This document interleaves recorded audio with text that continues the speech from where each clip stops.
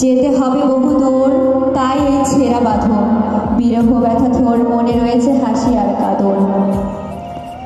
আর ছেড়ে চলেছি সকল মায়া সুশাসন, সম্মুখে দাঁড়িয়েছি দিতে তাই বিদায় ভাষণ।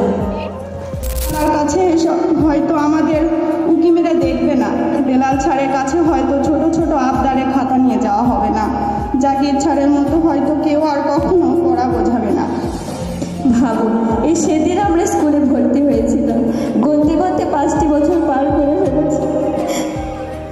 আজও আমার মনে আছে, আজও আমার চোখের সামনে ভাসে সেদিনের কথা, যেদিন ছোট্ট কচি হাত দিয়ে বাবার হাত ধরে স্কুলে এসেছিলাম।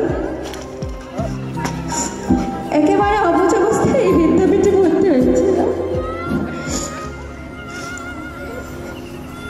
তখন কিছুই বুঝতাম না, যতদিনে বুঝতে শিখেছি ততদিনে অনেক ভুল করে ফেলেছি। আপনারা আমাদের ক্ষমা করে দেবেন। আজ শারীরিক ও মানসিকভাবে আমরা কত বড় হয়েছি, কিন্তু ইচ্ছা না থাকা সত্ত্বেও আমাদের অত্র প্রতিষ্ঠান থেকে বিদায় নিতে হচ্ছে। বিদায় সবাইকে নিতে হবে। টেস্ট পরীক্ষা শেষ, স্কুল থেকে আসার সময় স্যার বলল, কাল থেকে তোমাদের আর স্কুল হবে না, কোচিং হবে। বাড়ি আসলাম, স্কুল ড্রেসটা খুলে যত্নে রাখলাম, কারণ আমাদের স্কুল ড্রেসটার রুলস আর নেই। যখন যে যার মতো স্কুল ড্রেস পরলেও চলবে, না পরলেও চলবে। ড্রেসটাকে যত্ন করে রাখলাম, কারণ এই ড্রেসটার সাথে আমার জীবনের বেস্ট সময়গুলো জড়িয়ে। স্কুলে না যাওয়ার জন্য কত বাহানা, কত অজুহাত খুঁজতাম। 9-10-এ ওঠার পর এমনটা ভাবতে লাগলাম, এই ভালো সময় যেন কখনো না ঘোরাই। স্কুল থেকে যখন একসাথে বাসায় ফিরতাম, শেষ হয়ে যেত রাস্তা, কিন্তু ফুরতো না আমাদের গল্প।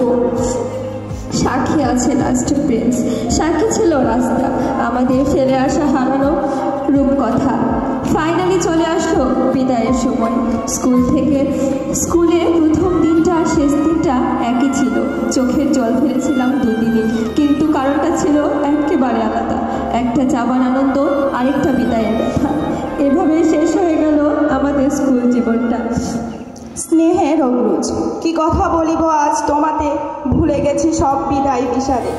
তোমাদের ছেড়ে যেতে হবে এমন ভাবনায় কখন জীবন তরি জলে নিমজ্জিত করিনি। ভেবেছিলাম সৈয়দ শামসুল হকের মতো, একসাথে আছি একসাথে বাঁচি, আজও একসাথেই থাকবো, সব বিভেদের রেখা মুছে দিয়ে সাম্যের ছবি আঁকবই।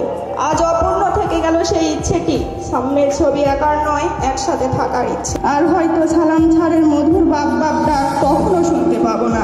অ্যাসেম্বলি করার ভয়ে ক্লাসরুমে বসে থাকলে আর হয়তো এসরাফুল ছাড় ডেকে ডেকে মাঠে নিয়ে আসবে না। আসমাউল হুসনা ম্যাডামের সাথে ল্যাবে গিয়ে ঢুকিয়ে আর ইউটিউব দেখা হবে না। আর হয়তো আমেনা ম্যাডামের ক্লাসে লুকোচুরি করে লেখা হবে না। আতাউল স্যারের আর ভালোবাসা হবে না। আর হয়তো এনামুল স্যারের উপদেশমূলক কথাগুলো ক্লাসে মনোযোগ সহকারে শোনা হবে না। মামুন স্যারের মজার মজার কথাগুলো শুনে হাসতে পারবো না। মিজানুর স্যারের মাঝে মাঝে ক্লাসে এসে এসএসসির পরীক্ষার উপদেশমূলক কথা আর শুনতে পাবো না। আর হয়তো রুবেল স্যারের মমতা ও স্নেহ ভরা ক্লাস করতে পারবো না। শরীফ মামা, রাজু, আরিফ ভাইয়ের কাছে টিফিনের লিস্ট নিয়ে যাওয়া হবে না। আর হয়তো ক্লাসের ফাঁকে ফাঁকে জেসমিন আন্টির সঙ্গে গল্প করা হবে না। প্রিয় সহপাঠী, অচেনা কতগুলো মুখ, কে কোথা থেকে একত্র হয়েছিলাম জানতাম না।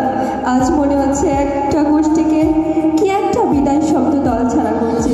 প্রচলিত একটা গানের লাইন মনের ভেতরটা গুনগুন করছে।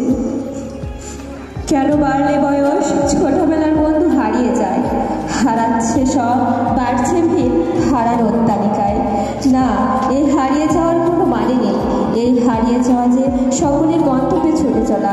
তাই তো আমি বিদায় শব্দটা ব্যবহার করতে চাই না।